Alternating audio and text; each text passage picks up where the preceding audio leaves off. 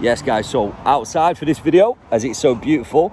Just got the dogs out and had a great day. Took my son for his first kind of like, I was going to say swimming, but he didn't swim, he floated. Just making memories, and it was a beautiful day. And then got the dogs out and it's not raining, hopefully it'll hold off. So I thought I'd get a video done out here today. It's feeling quite nice. I love being in nature. So I just felt it was the right time to do it. And I wanted to touch on kind of like a bit of the theme of this week. So one of the tasks I put into the group earlier this week was to think about some of the most powerful and impactful memories that you've got, going back as far as you can remember. And the reason I put going back as far as you can remember is it starts to kind of like show the significance of how an emotion and a feeling attached to an experience and a thought process can really embed into the brain and store as a memory. And then that memory can have a massive impact on how you see life and how you act and how you think about yourself and think about other people. And there's a really interesting thing. I've just been to my mum and dad's. They looked after the dogs when I took Jack swimming. And when I was in primary school, one of my close friends died. He died of a brain tumour. And I can remember certain aspects of it. I can remember when we got into school in the morning and they sat us down for assembly and they told us them. And then our class, who Jason was in, we got taken for like a walk around the field, and we were really upset, especially me and my best mate. It really hit us hard. And I went to his funeral, but my mum didn't let me go to watch him get buried. But I think that was 100% the right thing to do. And I never realised the impact it had on me. And I was speaking to my mum today about my nephew, in whether he can sleep on his own or he needs to sleep with someone when he's been staying over, and just talking about like that scenario. And I said to my mum, like, but I was never good at staying at people's houses when I was younger, and I wasn't good at sleeping. She actually said to me it happened around the time that Jason died. And I never knew that. And that's a phenomenal thing, because that's obviously been a really impactful thing within my life, because my sleep has always been affected and I'm not the best sleeper. And that's actually one of the reasons why I try and get up as early as I do and try and be active as much as I am, because it means that I'm able to get to sleep in the evening. Because I can't get to sleep before about 10 o'clock, definitely. Between 10 and 11, if I'm in a good state and I've had a good day and I'm in a good mental state, I'll get to sleep. If I'm not, or I'm buzzing from the day, even on a positive day, it's probably 11 o'clock past. And that's why my sleep is generally low, just because I can't get to sleep too early, but I want to get up early in the morning. Number one, to capitalise on the day, but number two, to make sure that I'm tired so that I go to sleep. So anyway, bit of a ramble, but I never realised how much of an impact that potentially had on my sleep pattern and on me growing up through that stages, because my mum said that obviously it was when that happened that I started to struggle with sleep, etc. So, and that fits again in with the theme of this week, where you're thinking about things that have impacted you from an early age, that start to transition maybe the way that you think about yourself, the way you see other people, the way you see the world, and this starts to create your reality. Now, the reason I've been so kind of like putting so much emphasis on feelings and emotions, again, is because when you attach feelings and emotion to a thought process, that ingrains within the brain and in the mind, and it stores stronger as a memory. So, for example, say we are trying to transform in some whatever way that is, and I'm going to relate it very quickly to a sporting aspect. If you look at any top athlete in the game, mindset's a massive thing for them. I actually heard a podcast once where they gave a percentage of like 98 to 99% of athletes put their success down to mindset over skill, over effort, over attitude. They are all important aspects, traits, capabilities, etc. But mindset, their mindset towards their performance, towards their life, towards their training, towards the game, how they focus their mind into these aspects and deal with certain things, but also positively focus in, was their number one thing, mindset. And mindset is a compilation of your thought processes towards what you want to go and achieve and do. And that's why I'm saying, like, for myself, when I started to change, I needed to change. So I was having so many negative thoughts and I had so many emotional feelings stored within my body of anger, of hate, of resentment.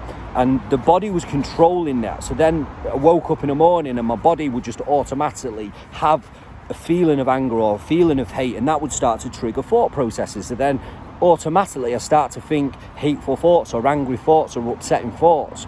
And it was just this continuation, this cycle. So I had to break that. Now, to break that, I used a form of meditation. Now, I try not to push this on people, and that's why I wanted someone to come into the group to talk about the mind, so hopefully that they can talk about ways that people can break down and understand their own ways of addressing this. And I'm also working on my own course where I'm helping people do this as well, in ways that I feel will be more applicable and more absorbable for someone to understand and think, right, yeah, I can try this in small steps, understanding that it's a process, a journey that I've got to go on. So for myself, I had to sit and meditate. And when I say meditate, I had to sit with myself and my thoughts. I had to understand the thoughts that were coming up and not run away from them, not ignore them, not be scared of them. Understand what they were, understand the feelings that are associated with them.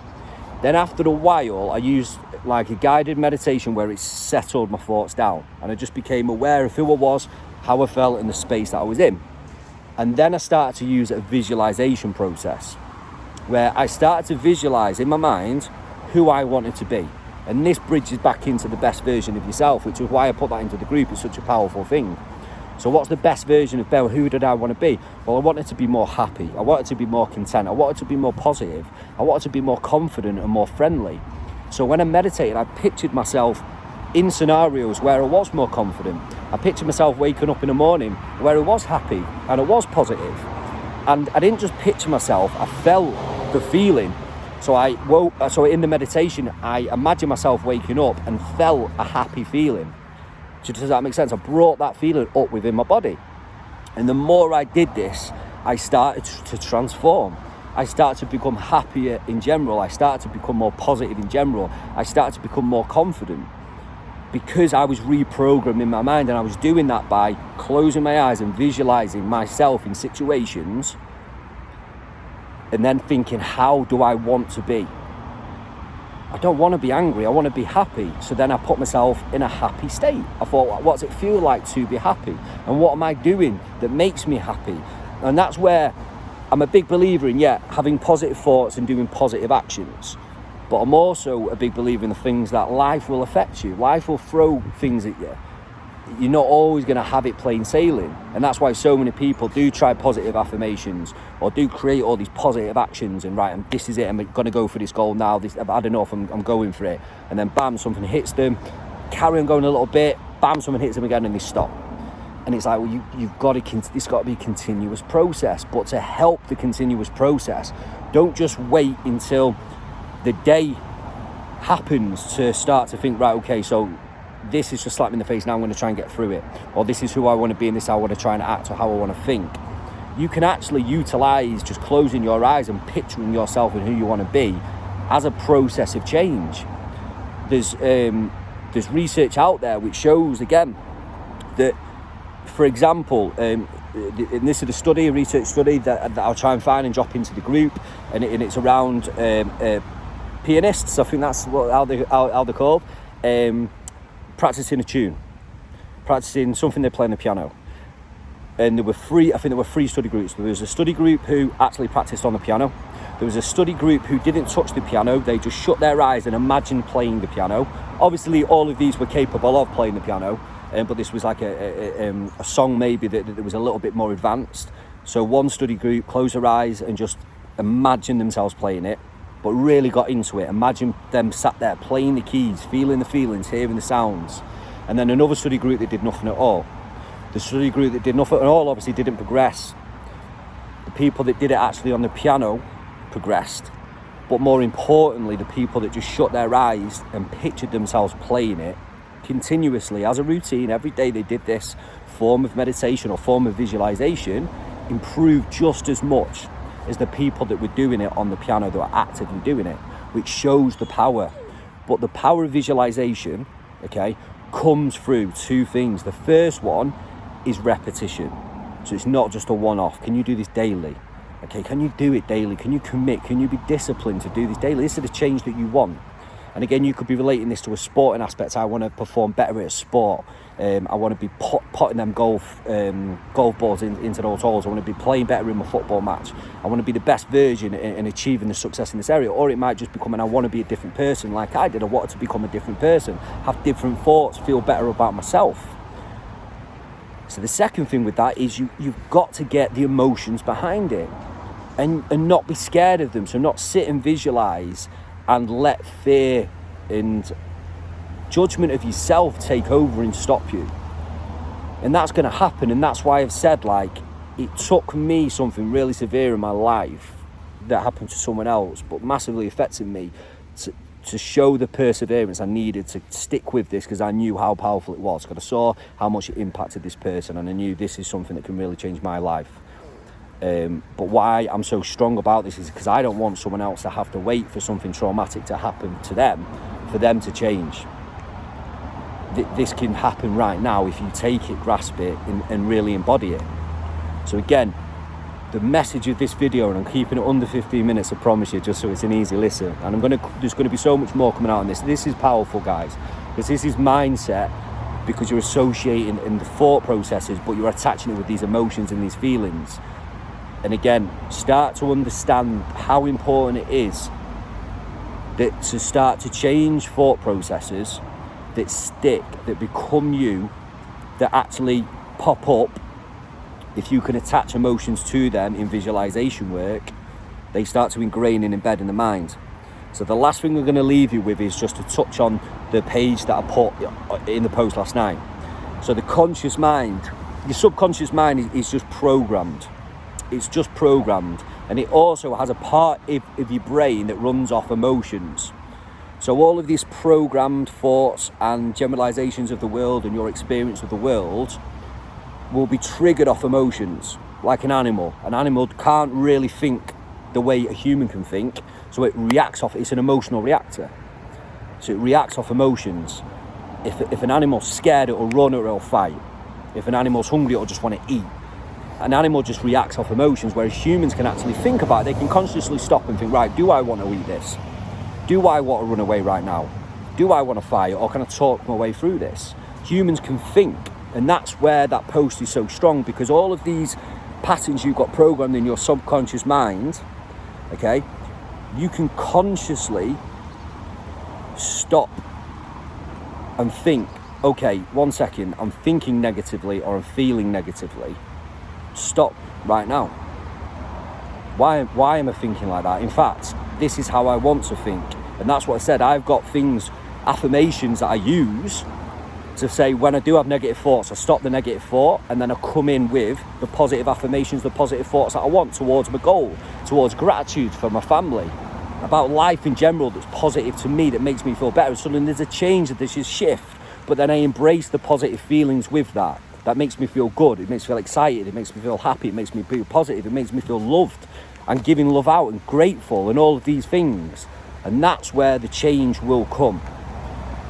I'm going to go so much more into depth on this, guys, and what I feel will be good is when I speak to this person, I'm able to engage in a conversation. Hopefully everyone else will start to understand, because I'll be able to ask more in-depth questions and the answers will break all of this down. But the process of everything I'm talking about now, guys, is so important for any type of change. And again, I'm relating it to two factors, like if you're trying to achieve a goal and you just need to be precise and really kind of understand exactly who you need to be to achieve that level of success, that level of absolute on-point precision to do and achieve what you need to do, but also to the level of just wanting to change your thought processes from negative to positive to feel better about yourself. Anyway, guys, that's 40 minutes. The heavens have opened, but I'm enjoying it and I'm embracing it. So I'm going to sit here, I'm going to leave you to take that in. There'll be more coming into this group, guys. As again, this is powerful, and all I'm trying to do is give you guys as much of what's transformed my life. And if you saw the post that I put on Instagram yesterday, that's how much my life is truly transformed. And anyone that knows me well sees that and is so proud of me. It's untrue, and that makes me proud to know that how much I've changed. But it takes consistent work, and that's the last thing I'll leave you with, which is this isn't a case of right now, Ben, I've changed, I'm going to stop. I don't need to keep working on myself. I've changed, I'm fine. No, I'm not. I've got to continue to do this, but it's got to be a want. I don't dread having to meditate. I don't dread having to visualize. I don't dread having to continue to research. This is what I want to do because I want to stay feeling the way I do. I feel so good in life right now. Yes, I still have down days. Yes, things still go wrong. But that's going to happen to any single person out there. Even to the Buddhist monks that I'm working with at the minute who explain things still go wrong with them. But then they sit, assess, and bring themselves back down. And there's such a contrast to what I'm learning from them, it's untrue. And again, as I've said in previous videos and posts, I don't agree with absolutely everything they're saying. But I'm taking that information in and understanding it and listening to their approach and thinking, right, well, that's really interesting. How can I adapt that or adopt that? They've just got such a phenomenal way of looking at things that really brings them to a sense of peace, to a sense of grounded and humbleness. And I think that's the biggest takeaway for me. It's untrue.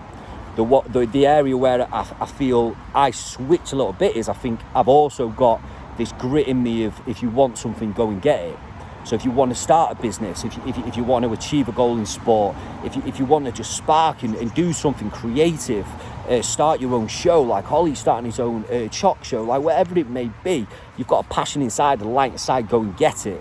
Whereas Buddhisms are a lot more kind of staying humble and just being at peace and being grateful of everything they've got.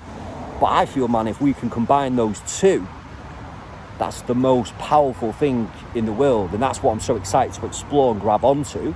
And especially if I have to stop training for a bit, I'm going to my passion now is to find a way to combine those two and then to share it out to as many people as possible that I can. So guys, if you're in this group, hopefully you guys are going to be the first to experience that, which I'm excited about. And I'm going to leave you to it. Nothing but love. And I can't wait to speak to you soon. There's going to be more to come off everything that I spoke about today. Just wanted to kind of recap it and the importance of everything that I've put in this group. So if you've done the tasks this week, even better. If you haven't, please look over them, redo them. So much more to come, guys. Go and get it. Let's do this.